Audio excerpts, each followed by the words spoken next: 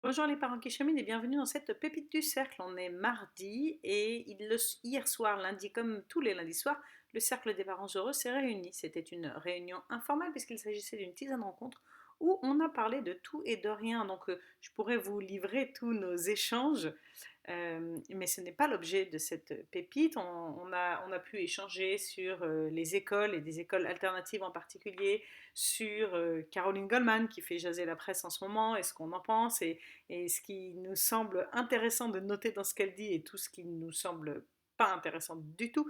Vous imaginez bien quel est mon point de vue sur la question. Cela dit, ce n'est pas là-dessus que porte ma pépite.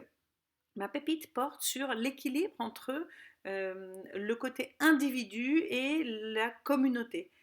C'est-à-dire que sur un chemin de développement personnel, on peut envisager que certains se retrouvent tellement à l'écoute d'eux-mêmes, centrés sur eux-mêmes, qu'ils en oublient la collectivité. Et une des membres nous attirait notre attention sur le fait que dans notre démarche d'éducation positive, dans laquelle on encourage l'enfant à être à l'écoute de lui-même, dans laquelle nous-mêmes on est pas mal à l'écoute de l'enfant, il ne faut pas oublier la partie adaptation de l'enfant au groupe, à la collectivité, au monde qui l'entoure.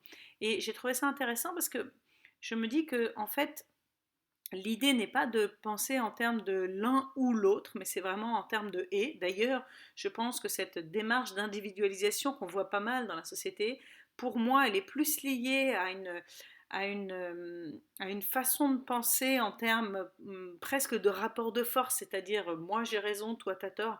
C'est un manque pour moi d'ouverture vers l'autre. Et donc je le relierai plus à un mode d'éducation qui n'est pas tellement celui d'éducation positive.